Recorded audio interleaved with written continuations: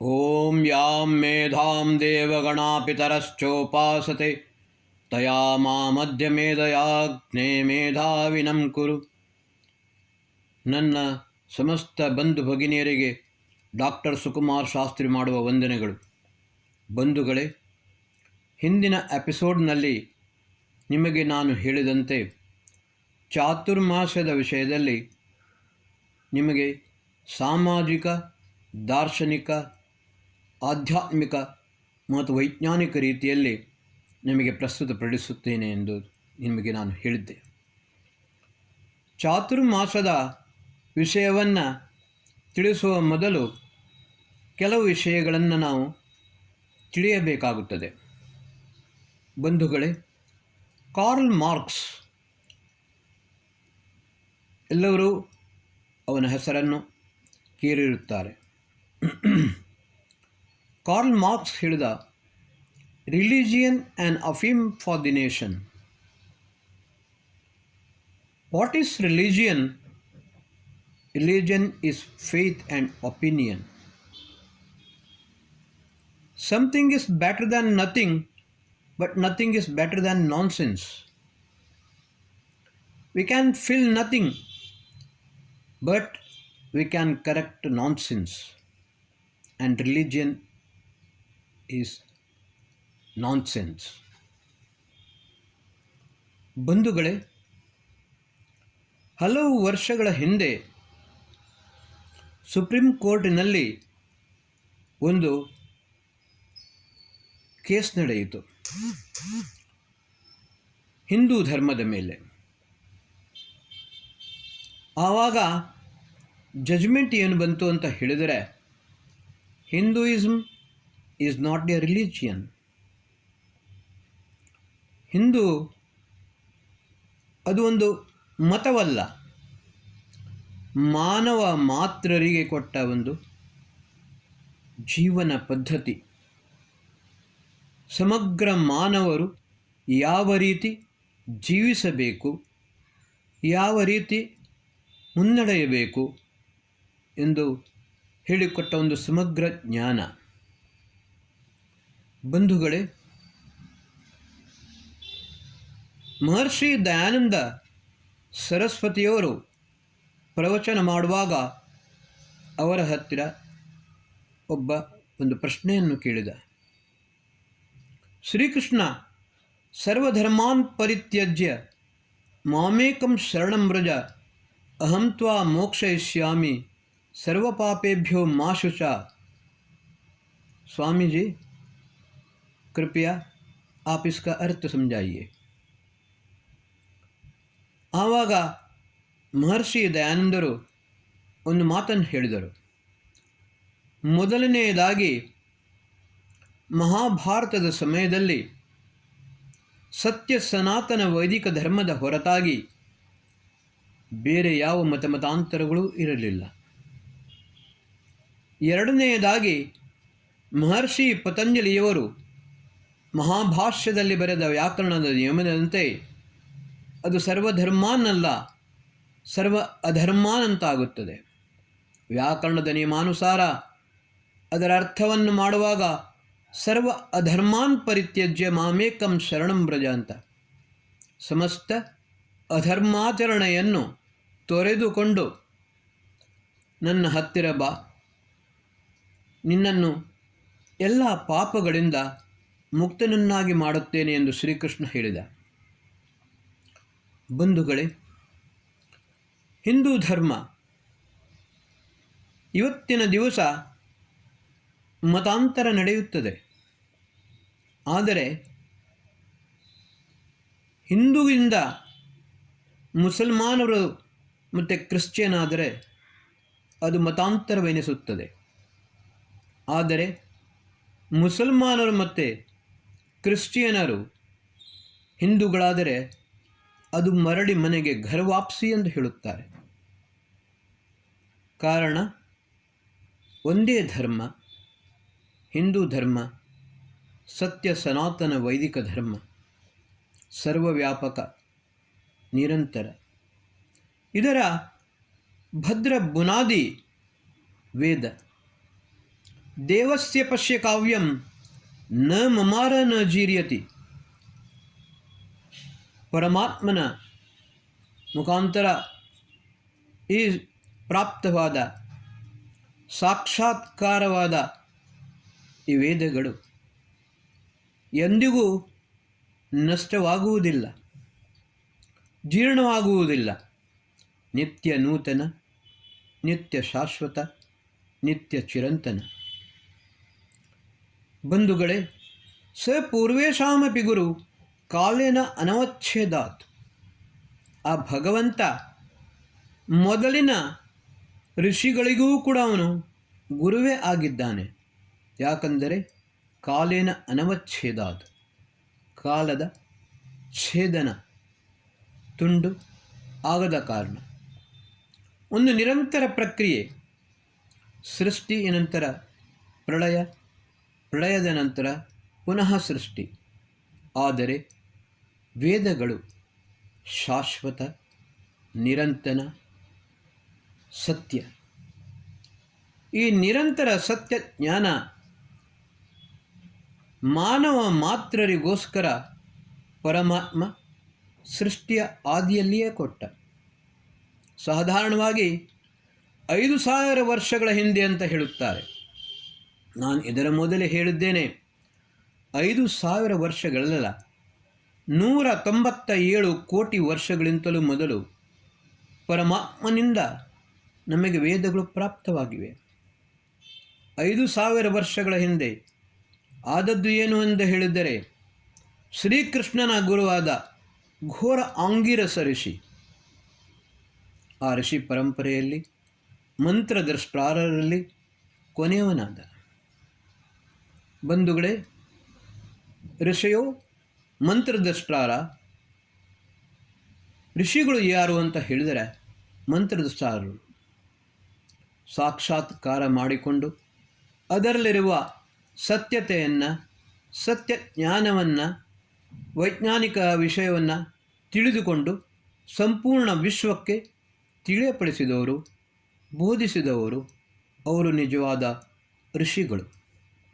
5000 ವರ್ಷಗಳ ಮೊದಲು, ಅಂದರೆ ಮಹಾಭಾರತದ ಸಮಯ ತನಕ ಋಷಿ ಪರಂಪರೆ ಇತ್ತು. ಆಮೇಲೆ ಮಂತ್ರದ್ರಷ್ಟಾರರಾದ ಋಷಿಗಳು ಹುಟ್ಟಲಿಲ್ಲ. ಬಂಧುಗಳೇ, ನಮ್ಮ ಈ ಚಾತುರ್ಮಾಸ ವಿಧಿ ಇದು ಅತ್ಯಂತ ಪ್ರಾಚೀನವಾದದ್ದು. ಇವತ್ತಿಗೆ ಬಂದದ್ದು ಇದು ರೂಢಿ, ಒಂದು ಪರಂಪರೆ. ಈ ಪರಂಪರೆ ನೋಡಿ, ಇದನ್ನು ತಿಳಿಯುವ ಮೊದಲು ನಾವು ಮೊದಲು ವಿಷಯವನ್ನು ತಿಳಿದುಕೊಳ್ಳಬೇಕು. 4 ವೇದ, 4 ಉಪವೇದ, 6 ಶಾಸ್ತ್ರಗಳು, 11 ಉಪನಿಷತ್ತುಗಳು, ಬ್ರಾಹ್ಮಣ ಗ್ರಂಥಗಳು, ಶ್ರೌತಸೂತ್ರ, ಧರ್ಮಸೂತ್ರ, ಶುಲ್ಬಸೂತ್ರ, ಇವೆಲ್ಲ ಗೃಹ್ಯ ಸೂತ್ರ. ಅದರ ನಂತರ ರಾಮಾಯಣ, ಮಹಾಭಾರತ, ಭಗವದ್ಗೀತೆ ಮೊದಲಾದ ಗ್ರಂಥಗಳು ರಚಿತವಾದವು. ಇತಿಹಾಸಕ್ಕೆ ಅನುಗುಣವಾಗಿ ಅದೇ ಕಾಲಕಾಲದಲ್ಲಿ ಬೇರೆ ಬೇರೆ ಗ್ರಂಥಗಳು ರಚಿತವಾಗಿವೆ. ಬಂಧುಗಳೇ, ವರ್ತಮಾನ ಕಾಲದಲ್ಲಿ ಈಗ ಇರುವಂತಹ ಚಾತುರ್ಮಾಸ ಪದ್ಧತಿ ಏನು ಅಂತ ಹೇಳಿದರೆ, ಇದು ವೇದೋಕ್ತವಲ್ಲ. ವೇದೋಕ್ತವಾದ ಅಥವಾ ಧರ್ಮಶಾಸ್ತ್ರಗಳಲ್ಲಿ ಹೇಳಿದ ಚಾತುರ್ಮಾಸ ಪರಂಪರೆ ಅದು ಸಂಪೂರ್ಣ ವೈಜ್ಞಾನಿಕ.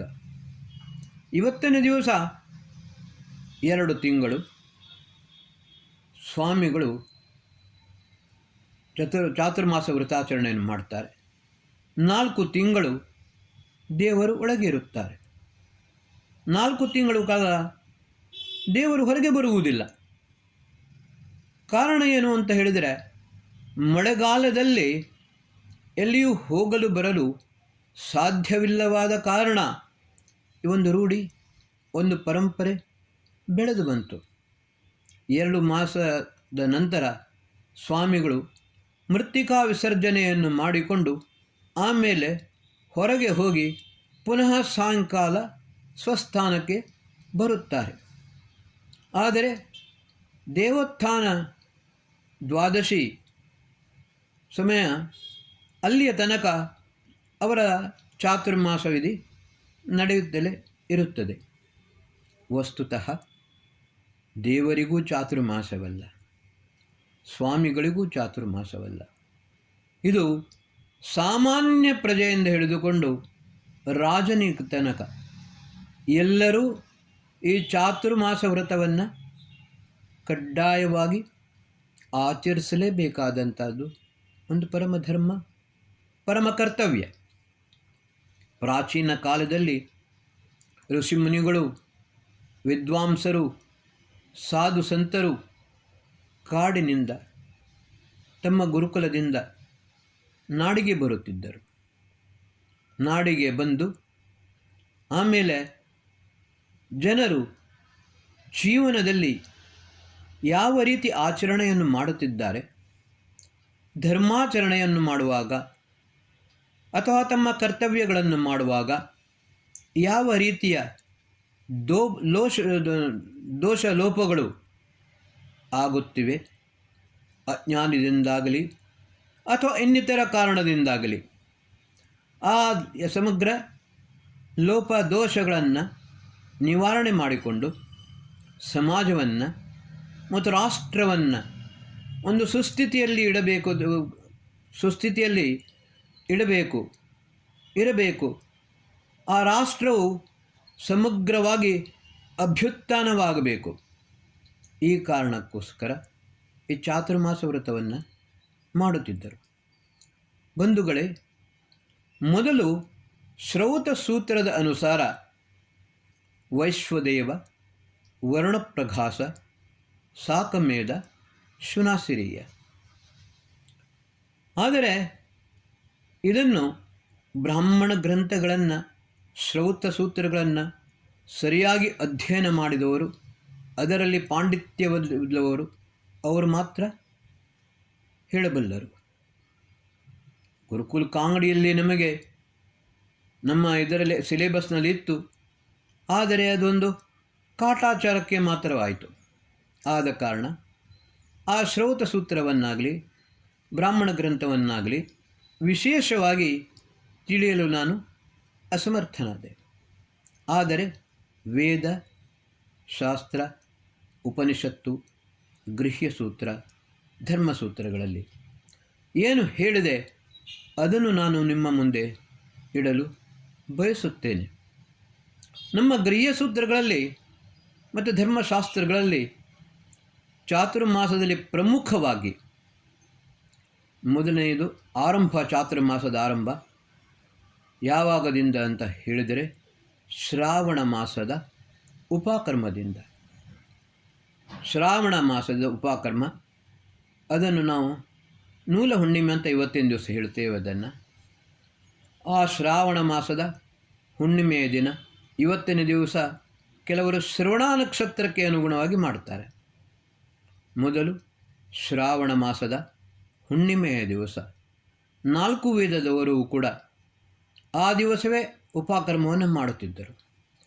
ಅದರ ನಂತರ ಬರುವಂಥದ್ದು ವಿಜಯದಶಮಿ ಪರ್ವ, ಮೂರನೆಯದಾಗಿ ದೀಪಾವಳಿ, ಕೊನೆಯದಾಗಿ ಬರುವಂಥದ್ದು ಹೋಲಿ.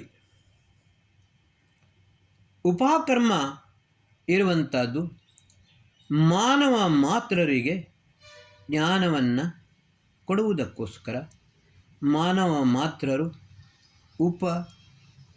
ಗುರುವಿನ ಸಾನ್ನಿಧ್ಯದಲ್ಲಿದ್ದುಕೊಂಡು ತನ್ನ ಎಲ್ಲ ಲೋಪದೋಷಗಳನ್ನು ನಿವಾರಣೆ ಮಾಡಿಕೊಂಡು ಉತ್ತಮ ಆಚರಣೆ, ಉತ್ತಮ ವ್ಯವಹಾರ, ಉತ್ತಮ ಕರ್ಮಗಳನ್ನು ಮಾಡಿಕೊಂಡು ತನ್ನ ಜೀವನವನ್ನು ಉನ್ನತ ಮಟ್ಟಕ್ಕೆ ಕೊಂಡೊಯ್ಯುವುದಕ್ಕೋಸ್ಕರವೇ ಮಾಡುವಂಥ ಆಚರಣೆ ಉಪಕರ್ಮ. ಆಮೇಲೆ ವಿಜಯದಶಮಿ ಇರುವಂಥದ್ದು ಕ್ಷತ್ರಿಯರಿಗೋಸ್ಕರ ವಿಶೇಷವಾಗಿ. ಪ್ರತಿಯೊಬ್ಬನೂ ಕೂಡ ಬಲವಂತನಾಗಬೇಕು. ಶರೀರ ಮಾಧ್ಯಂ ಖಲು ಧರ್ಮ ಸಾಧನ. ನಾವು ಆರೋಗ್ಯವಂತರಾಗಬೇಕು, ನಮ್ಮ ದೇಹವು ದೃಢವಾಗಬೇಕು. ಮಾತ್ರವಲ್ಲ, ವಿಶೇಷವಾಗಿ ಕ್ಷತ್ರಿಯರು ಆ ಸಮಯದಲ್ಲಿ ಯುದ್ಧದಲ್ಲಿ ಪ್ರವೃತ್ತರಾಗುತ್ತಿದ್ದರು. ಯುದ್ಧ ಮಾಡಬೇಕೆಂದಲ್ಲ, ಯಾರು ರಾಷ್ಟ್ರವನ್ನು ನಾಶ ಮಾಡಲು ಪ್ರಯತ್ನಿಸುತ್ತಾರೋ ಅವರಿಗೆ ಸರಿಯಾದ ದಂಡನೆಯನ್ನು ಕೊಡುವುದಕ್ಕೋಸ್ಕರ ಇದನ್ನು ಮಾಡುತ್ತಿದ್ದರು. ಮೂರನೆಯದಾಗಿ ದೀಪಾವಳಿ, ಅದು ವೈಶ್ಯರಿಗೆ ಸಂಬಂಧಪಟ್ಟ ಪರ್ವ. ಪ್ರತಿಯೊಬ್ಬನಿಗೂ ಕೂಡ ಸಂಪತ್ತು ಬೇಕು. ಸಂಪತ್ತು ಇಲ್ಲದಿದ್ದರೆ ಜೀವನ ಯಾಪನೆ ಮಾಡುವುದು ಬಹಳ ಕಷ್ಟ. ಆ ಸಂಪತ್ತಿನ ಪ್ರಾಪ್ತಿಗೋಸ್ಕರ ಲಕ್ಷ್ಮಿಯ ಉಪಾಸನೆಯನ್ನು ಮಾಡುವಂಥದ್ದು. ಸಂಪತ್ತನ್ನು ಯಾವ ರೀತಿ ಪ್ರಾಪ್ತ ಮಾಡಿಕೊಳ್ಳಬೇಕು, ಪ್ರತಿಯೊಬ್ಬ ಮನುಷ್ಯನು ಸಮೃದ್ಧನೂ ಆಗಬೇಕು, ಅದಕ್ಕೋಸ್ಕರ ದೀಪಾವಳಿಯೇ. ಕೊನೆಯದಾಗಿ ಹೋಳಿ, ಕೃಷಿ ಕಾರ್ಮಿಕರಿಗೋಸ್ಕರ ಈ ಹಬ್ಬಗಳನ್ನು ಆಚರಣೆ ಮಾಡುತ್ತಿದ್ದರು. ಬಂಧುಗಳೇ, ಇವಾಗ ಅದರಲ್ಲಿ ಕೆಲವು ಪರ್ವಗಳು ಆ್ಯಡ್ ಆಗಿವೆ, ಸೇರಿಕೊಂಡಿವೆ. ಮೊದಲೇನಾಗಿ ಬರ್ತದೆ ನಾಗರ ಪಂಚಮಿ, ಆಮೇಲೆ ಶ್ರೀಕೃಷ್ಣ ಜನ್ಮಾಷ್ಟಮಿ, ಮಹಾಲಯ. ಇದೆಲ್ಲವೂ ಹೊಸತಾಗಿ ಕಾಲದಲ್ಲಿ ಈ ಚಾತುರ್ಮಾಸದ ಸಮಯದಲ್ಲಿಯೇ ಸೇರಿಕೊಂಡಿವೆ. ಇವಾಗ ಈ ಪರ್ವಗಳನ್ನು, ಹೊಸತಾಗಿ ಸೇರಿಕೊಂಡ ಪರ್ವಗಳನ್ನು ಮತ್ತು ಪ್ರಾಚೀನ ಕಾಲದಿಂದ ಯುಗಾಂತರದಿಂದ ಆಚರಿಸಿಕೊಂಡು ಬಂದ ಯಾವ ವೇದೋಕ್ತ ಪರ್ವಗಳಿವೆ, ಆ ಪರ್ವಗಳನ್ನು ಯಾವ ರೀತಿ ನಾವು ಆಚರಣೆ ಮಾಡಬೇಕು, ಅದರಲ್ಲಿರುವ ಸಾಮಾಜಿಕ, ಧಾರ್ಮಿಕ, ಆಧ್ಯಾತ್ಮಿಕ ಮತ್ತು ವೈಜ್ಞಾನಿಕ ಸ್ವರೂಪ ಏನು ಎಂಬುದನ್ನು ನಿಮ್ಮ ಮುಂದಿನ ಎಪಿಸೋಡ್ನಲ್ಲಿ ತಿಳಿಸುತ್ತೇನೆ. ಈ ಎಪಿಸೋಡನ್ನು ನಾನು ಮಾಡುವುದು ಜಿಜ್ಞಾಸಿಗಳಿಗೋಸ್ಕರ. ಮತ್ತು ಮುಂದೆ ಶೋಧ ಪ್ರಬಂಧವನ್ನು ಯಾರು ಬರೆಯಲು ಅಪೇಕ್ಷಿಸುತ್ತಾರೆ ಅವರಿಗೆ ಸುಲಭವಾಗುವಂತೆ ಈ ಎಪಿಸೋಡನ್ನು ನಾನು ಮಾಡುತ್ತಿದ್ದೇನೆ. ಓಂ ಶಂ.